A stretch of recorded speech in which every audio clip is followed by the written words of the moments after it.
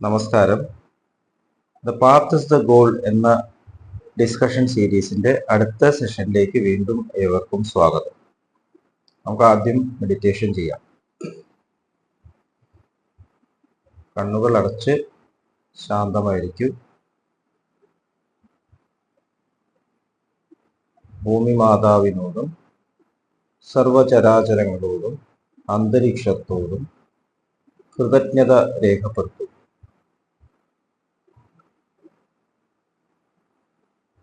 ഭൂമി മാതാവിൽ നിന്നുമുള്ള healing energy കാലുകളിലൂടെ പ്രവേശിച്ച് ശരീരം മുഴുവൻ വ്യാപിക്കുന്നതായും ശരീരത്തിലെ എല്ലാ ഭാഗങ്ങളെയും എല്ലാ കോശങ്ങളെയും റിലാക്സ് ചെയ്യാൻ സഹായിക്കുന്നതായും അനുഭവിക്കൂ.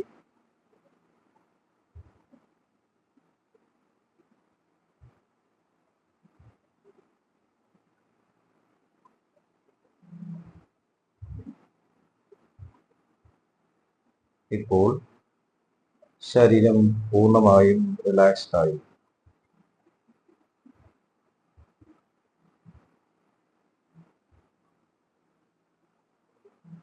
ഈ റിലാക്സേഷൻ ഹൃദയത്തിൽ അനുഭവിക്കും. ശ്വാസം ദീർഘമായി ഉള്ളിലേക്ക് എടുക്കൂ. സ്നേഹം ഹൃദയത്തിൽ നിറയുന്നതായി അനുഭവിക്കും. ശ്വാസം പുറത്തേക്ക് വിടുമ്പോൾ സ്നേഹം പ്രപഞ്ചം മുഴുവൻ വ്യാപിക്കുന്നതായി അനുഭവിക്കും.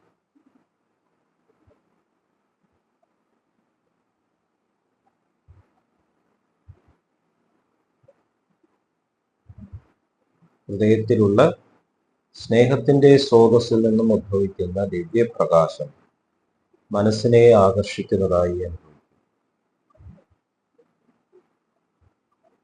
ആ ദിവ്യപ്രകാശത്തിൽ കുറച്ചു നേരം ധ്യാനത്തിലിരിക്കാം. മനസ്സിൽ ചിന്തകൾ വരുന്നുണ്ടെങ്കിൽ മൃദുവായി അവയെ അവഗണിക്കുക. ദിവ്യപ്രകാശത്തിൽ ധ്യാനം തുടരുക. Please start meditation.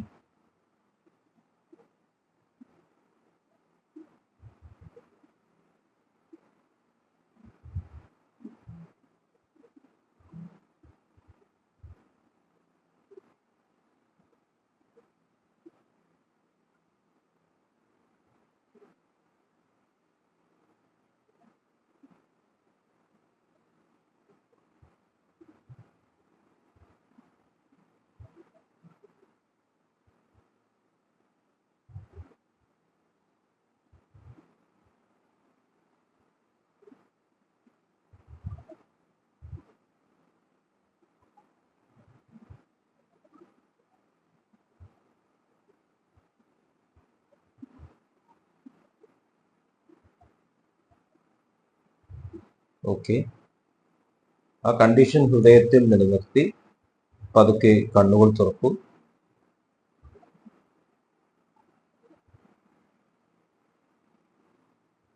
എല്ലാവരെയും വീണ്ടും ആർട്ട്ഫുൾനെസ് സഹജമാർഗ് മെഡിറ്റേഷൻ സിസ്റ്റത്തിലേക്ക് ആർദ്രവമായി സ്വാഗതം ചെയ്യുന്നു. നമ്മുടെ ജീവിതത്തിന്റെ ലക്ഷ്യം ബെറ്റർ ആയിക്കൊണ്ടേ ഇരിക്കുക എന്നുള്ളതാണ്. ഈ ബെറ്റർമെന്റിന് ഒരു അവസാനമുണ്ടോ? ഒരു ഐഡിയൽ ഉണ്ടോ? എന്തായിരിക്കും ഒരു ഐഡിയൽ സ്റ്റേറ്റ്? നമ്മൾ അതേക്കുറിച്ചിട്ട് സങ്കല്പിക്കാം. An idealistic view of life എന്ന ഒരു പുസ്തകമുണ്ട്. നമ്മുടെ മുൻ പ്രസിഡന്റായിട്ട് ശ്രീ എസ് രാധാകൃഷ്ണൻ രചിച്ചതാണ്. അപ്പൊ നമ്മുടെ ജീവിതത്തിന്റെ യാത്രയിൽ ആ ഒരു ഐഡിയലാണ് നമ്മളെ മുമ്പോട്ട് നയിച്ചുകൊണ്ടിരിക്കുന്നത്. നമ്മുടെ ജീവിതത്തിന് പർപ്പസ് നൽകുന്നത് ആ ഐഡിയലാണ്. എല്ലാവരും കൂടുതൽ കൂടുതൽ ബെറ്റർ ആവാൻ ആഗ്രഹിക്കുന്നു. പക്ഷേ ഈ ബെറ്റർമെന്റ് എങ്ങനെയാണ് കൊണ്ടുവരേണ്ടത് എന്നുള്ളതിനെ കുറിച്ചിട്ടാണ് ക്ലിയർ ആയിട്ടുള്ള ഒരു അറിവില്ലാത്തത്. അപ്പൊ നമ്മൾ കൂടുതൽ സാധനങ്ങൾ കൂട്ടി വെക്കുമ്പോൾ അത് മെറ്റീരിയൽ ആയിട്ടായാലും ഇന്റലക്ച്വൽ തലത്തിലായാലും കുറെ അറിവ് സ്വീകരിച്ചു വെക്കാനായാലും ഇതൊക്കെ നമ്മൾ ബെറ്റർമെന്റ് ആയിട്ട് പലപ്പോഴും കണക്കാക്കുന്നു. പക്ഷെ അതൊന്നും ശാശ്വതമല്ല. ഈ ലൈഫിൽ തന്നെ ശാശ്വതമല്ല. നമ്മൾ ശരീരത്തിന്റെ ആരോഗ്യം എത്ര നിലനിർത്തിയാലും വയസ്സാകുമ്പോൾ ആരോഗ്യമെല്ലാം പോകും. എത്ര തന്നെ ശ്രമിച്ചാലും നമ്മുടെ അറിവുകൾ നമുക്ക് റീറ്റെയിൻ ചെയ്യാൻ സാധിക്കില്ല. ബ്രെയിൻ സെൽസ് ഡീജനറേറ്റ് ചെയ്യാൻ തുടങ്ങും. ഒടുക്കം ഈ ലോകം വിട്ടു പോകേണ്ടി വരും. അപ്പൊ ഈ ബെറ്റർമെന്റ് ഒന്നും നമ്മുടെ പാർട്ടായിട്ട് നമുക്ക് മാറ്റാൻ സാധിക്കുന്നില്ല പലപ്പോഴും. എവിടെയാണ് ഈ ബെറ്റർമെന്റ്? ബെറ്റർമെന്റ് എന്നത് തീർച്ചയായിട്ടും കണ്ടന്റിലാണ്, ഉള്ളിലാണ്. ഒരു സ്വർണം പ്യൂർ ആവുന്നത് അതിന്റെ എല്ലാ ഇമ്പ്യൂരിറ്റീസും ഇല്ലാതിരിക്കുന്നതാണ്. സ്വർണം അതിന്റെ ബെസ്റ്റ് സ്റ്റേറ്റ്, പ്യൂർ സ്റ്റേറ്റിലെത്തുന്നത്. സ്വർണത്തിന്റെ മുകളിൽ ഓരോന്ന് കൂട്ടി വെക്കുന്നതുകൊണ്ടല്ല സ്വർണം ബെറ്റർ ആവുന്നത്. അതുപോലെ നമ്മുടെ ജീവിതത്തിൽ നമ്മൾ കൂട്ടി വെക്കുമ്പോഴല്ല നമ്മൾ ബെറ്റർ ആവുന്നത്. നമ്മൾ ഡിപ്പെൻഡൻസ് കുറയ്ക്കുമ്പോൾ, ഇൻഡിപെൻഡന്റ് ആകുമ്പോഴാണ് നമ്മൾ കൂടുതൽ ബെറ്റർ ആവുന്നത്. നമ്മുടെ തന്നെ ക്രിയേഷനിൽ ഇൻഡിപെൻഡന്റ് ആവുക, ഫ്രീഡം നമുക്ക് അനുഭവിക്കാൻ സാധിക്കും. മഹാത്മാഗാന്ധിജി സ്വരാജ് എന്ന് പറയുന്നു. പുറമേയുള്ള കാര്യങ്ങൾ നമ്മളെ വീഴ്ത്താൻ പറ്റുന്ന രീതിയിൽ ഒരിക്കലും ആവരുത്. നമ്മൾ സെൽഫ് സെന്റേർഡ് ആയിരിക്കണം. അപ്പൊ ഇത് നമ്മൾ മനസ്സിലാക്കിയിട്ട് നമ്മുടെ ജീവിതത്തിന്റെ മൂല്യങ്ങളെല്ലാം നമ്മുടെ ഉള്ളിൽ തന്നെയാണെന്ന് മനസ്സിലാക്കിക്കൊണ്ട് നമ്മൾ ആ മൂല്യങ്ങളിൽ മുറുക്കെ പിടിച്ചിട്ട് കണ്ടിന്യൂ ചെയ്തുകൊണ്ടിരിക്കും. അതാണ് നമ്മുടെ വഴി, അത് തന്നെയാണ് നമ്മുടെ ലക്ഷ്യം. ഇതിന്റെ അൾട്ടിമേറ്റ് സ്റ്റേറ്റ് ആണ് നമ്മുടെ ലക്ഷ്യം. അതുകൊണ്ടാണ് the path is the goal എന്ന് പറയുന്നത്. അപ്പൊ നമ്മൾ പ്രാർത്ഥനയെ കുറിച്ചാണ് സംസാരിച്ചുകൊണ്ടിരിക്കുന്നത്. അപ്പൊ നമ്മൾ പ്രാർത്ഥനയിൽ നമ്മൾ യഥാർത്ഥത്തിൽ പ്രാർത്ഥിക്കേണ്ട ആവശ്യമില്ല എന്ന് നമ്മൾ ഡിസ്കസ് ചെയ്തു. വാക്കുകളുടെ ആവശ്യമില്ല. നമ്മൾ ട്രൂത്ത്ഫുൾ ആയിട്ട് സിൻസിയർ ആയിട്ട് പ്രവർത്തിച്ചാൽ മതി. ഗ്രാറ്റിറ്റ്യൂഡ് കൂടിയിട്ട് ഇപ്പൊ ലഭിച്ചിട്ടുള്ളതെല്ലാം ആക്സെപ്റ്റ് ചെയ്തുകൊണ്ട് നമ്മൾ നമ്മുടെ ജോലിയിൽ സ്വധർമ്മം അനുഷ്ഠിച്ചുകൊണ്ടേയിരിക്കണം. മാറ്റങ്ങൾ എന്ത് വരുന്നുണ്ടെങ്കിൽ അതും അതേപോലെ തന്നെ സ്വീകരിക്കണം. അതോടൊപ്പം തന്നെ വേറൊരു ഇമ്പോർട്ടൻ്റ് ആയിട്ടുള്ളൊരു കാര്യം, നമ്മൾ സന്തുഷ്ടരായിരിക്കും, ജോയ്ഫുൾ ആയിരിക്കും. എന്തെങ്കിലും ഒരു കാര്യം കിട്ടിയാലാണ് എനിക്ക് സന്തോഷം എന്ന് പറഞ്ഞാൽ ആ സന്തോഷത്തിന് ഒരു ഡിപ്പെൻഡൻസി ഉണ്ട്. അത് പോയാൽ നമ്മുടെ സന്തോഷം പോകും. അത് ഏറ്റവും ഉയർന്ന സ്പിരിച്വൽ ആയിട്ട് തലമായാലും നമ്മളൊരു കണ്ടീഷനിൽ ആണ് സംതൃപ്തരെങ്കിൽ ആ കണ്ടീഷൻ പോകുമ്പോൾ നമ്മൾ സന്തുഷ്ടി ഇല്ലാണ്ടാവും. നമ്മൾ സ്ക്രിപ്റ്റേഴ്സ് വായിച്ചാൽ ദേവന്മാരുടെ കഥയൊക്കെ നമുക്ക് കാണാം. അവര് സ്ഥാനം പോകുമെന്ന് പേടിയാണ്. ബ്രഹ്മാവിനും കൂടിയും അങ്ങനെ ഒരു അനുഭവം ഉണ്ടായിട്ടുണ്ട് എന്ന് ഭാഗവതം വായിച്ചാൽ അറിയാം. ഭഗവാൻ ശ്രീകൃഷ്ണൻ ഇത്രയും യോഗമായൊക്കെ കാണിക്കുമ്പോൾ ഈ ബ്രഹ്മാവിനും സംശയം തോന്നുന്നു. ബ്രഹ്മാവ് ശ്രീകൃഷ്ണനെ പരീക്ഷിക്കാനാണ്. അപ്പൊ അവിടെയുണ്ട് ഈ തരത്തിലുള്ള ജലസിയും അതുപോലെ തന്നെ ഭയവും, എന്റെ സ്ഥാനം വേറെ ആരെങ്കിലും ഏറ്റെടുക്കുമെന്നുള്ളത്. അപ്പൊ അത് ഒരു പെർമനന്റ് ആയിട്ടുള്ള സ്റ്റേറ്റ് അല്ല. അപ്പൊ നമ്മൾ ഏത് കണ്ടീഷനിലായാലും നമ്മൾ ജോയ്ഫുൾ ആണ്. കാരണം അതാണ് എൻ്റെ ഇപ്പോഴത്തെ സ്ഥിതി, അതിൽ ഞാൻ ജോയ്ഫുൾ ആണ്. ഈ യൂണിവേഴ്സിൽ ജീവിക്കുന്ന എല്ലാ ജീവജാലങ്ങൾക്കും വേണ്ടത് ഓരോ നിമിഷവും നൽകിക്കൊണ്ടേയിരിക്കുന്നു. ഒരു സംശയമില്ലാത്ത കാര്യം. നമ്മൾ നോക്കിയാൽ അറിയാം നമുക്ക് എന്താണ് ഒരു നിമിഷത്തിൽ ആവശ്യം, ആ നിമിഷത്തിൽ നമുക്ക് ലഭിച്ചുകൊണ്ടിരിക്കും. നമ്മളത് സന്തുഷ്ടയോടുകൂടി സ്വീകരിച്ച് നമ്മുടെ വർക്ക് ചെയ്തുകൊണ്ടിരിക്കുക. നമുക്ക് അപ്പോഴത്തെ ആരോഗ്യസ്ഥിതി മനസ്സിലാക്കിയിട്ട് നമുക്ക് ചെയ്യാൻ പറ്റുന്നത് ഏറ്റവും നല്ല രീതിയിൽ എൻ്റെയും മറ്റുള്ളവരെയും സന്തോഷം നോക്കിക്കൊണ്ട് എല്ലാവർക്കും ആനന്ദം നൽകായിരിക്കും എൻ്റെ പ്രവൃത്തി. എൻ്റെ സ്വാർത്ഥത വരരുത്. അപ്പൊ അങ്ങനെയാകുമ്പോൾ നമ്മൾ ജോയ്ഫുൾ ആണ്. ഇങ്ങനെ ഒരു ജോയ് നമ്മുടെ ഉള്ളിൽ കൾട്ടിവേറ്റ് ചെയ്യുമ്പോൾ നമ്മൾ ഉയർന്ന തരത്തിലുള്ള ഫ്ലോ നമ്മളിലേക്ക് കടന്നു വരും. ജോയ് അട്രാക്ട് ഗ്രേസ് എന്ന് നമ്മുടെ മാസ്റ്റർ ബാബുജി മഹാരാജ് പറയുന്നത്. ഈ തരത്തിൽ ജോയ്ഫുൾ ആളാണ് ഗ്രേസ് അട്രാക്ട് ചെയ്യുന്നത്, അതായത് കൂടുതൽ കൂടുതൽ ഉയരുന്നത്. നമുക്ക് ഒരു പെർഫെക്റ്റ് സ്നേഹത്തിന്റെ സ്ഥിതി അമ്മ എന്നുള്ള എക്സാമ്പിളിലൂടെ നമുക്ക് കൺസിഡർ ചെയ്യാം. അമ്മ തൻ്റെ കുട്ടിക്ക് വേണ്ടിയിട്ട് വർക്ക് ചെയ്യുന്നു എന്ന് നമുക്ക് പറയാൻ സാധിക്കും. അമ്മ തൻ്റെ ഉത്തരവാദിത്വം നിറവേറ്റുന്നു എന്ന് പറയാൻ സാധിക്കും. അമ്മ ത്യാഗം നടത്തുന്നു എന്ന് പറയാൻ സാധിക്കും. അമ്മ സന്തോഷം അനുഭവിക്കുന്നു എന്ന് പറയാൻ സാധിക്കും. ഇതൊക്കെ ആ അമ്മ കുട്ടിയെ നോക്കുമ്പോൾ അതിന്റെ കണ്ടന്റാണ്, അതിന്റെ ഭാഗമാണ്. ഇതൊന്നും ഒരു ബുദ്ധിമുട്ടില്ല. ഞാൻ എൻ്റെ കുട്ടിക്ക് ഇത്രയും ശ്രദ്ധ കൊടുക്കുന്നു, വളരെ ശ്രമമായിട്ട് ഏതെങ്കിലും അമ്മ കരുതുന്നുണ്ടോ? അങ്ങനെയാണെങ്കിൽ അമ്മയല്ല, വേറെ ആരെങ്കിലും. അപ്പൊ അതാണ് ഒരു പെർഫെക്റ്റ് ഭൗതിക തലത്തിൽ നമുക്ക് ചിന്തിക്കാൻ പറ്റുന്ന ഒരു സ്റ്റേറ്റ്. അപ്പൊ നമ്മുടെ പെർഫെക്റ്റ് സ്റ്റേറ്റിൽ ഈ തരത്തിലുള്ള കൃത്യ നിർവഹണം സന്തോഷത്തോട് കൂടിയിട്ട് സത്യസന്ധതയോട് കൂടി, കാരണം അമ്മ കുട്ടിക്ക് ഒരിക്കലും മോശമായിട്ടൊരു കാര്യം ചെയ്യില്ല. ഏറ്റവും നല്ല പാത്രം, ഏറ്റവും നല്ല പാല്, സ്വന്തം രുചിച്ച് നോക്കിയിട്ട് ഭക്ഷണം തന്നെ കുട്ടിക്ക് കൊടുക്കുള്ളൂ.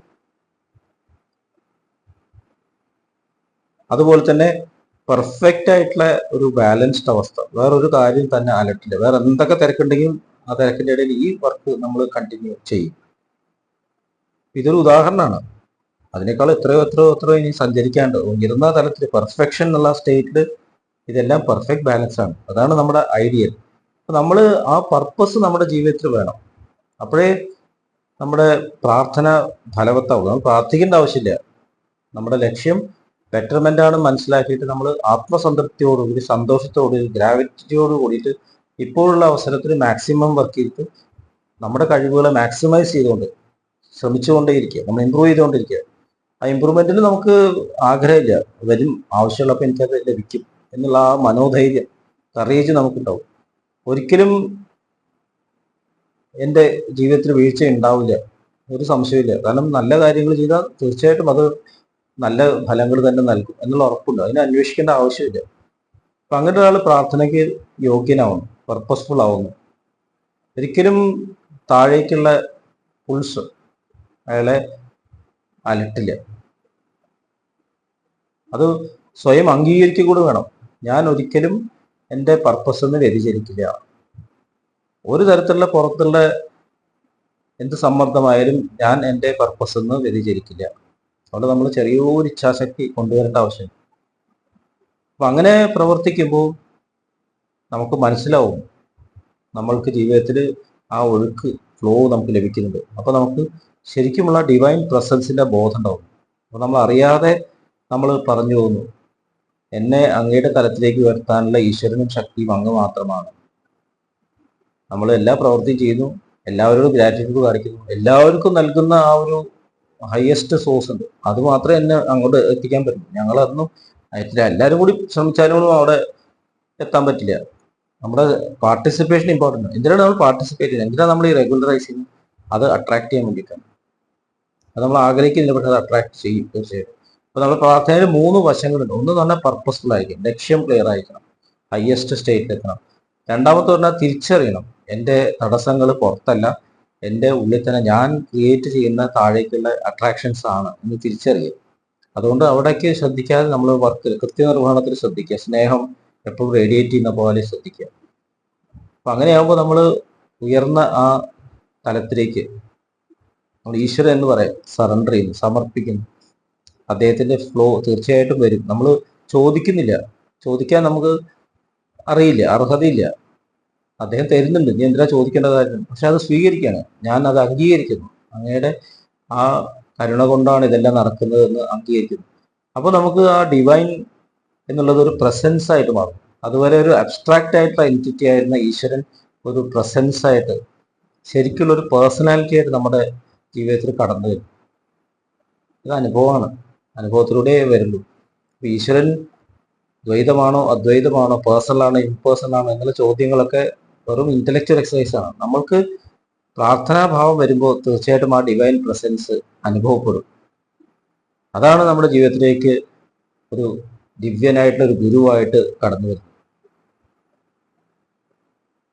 ഇത്രയും പറഞ്ഞുകൊണ്ട് ഇന്നത്തെ സെഷൻ അവസാനിപ്പിക്കുന്നു.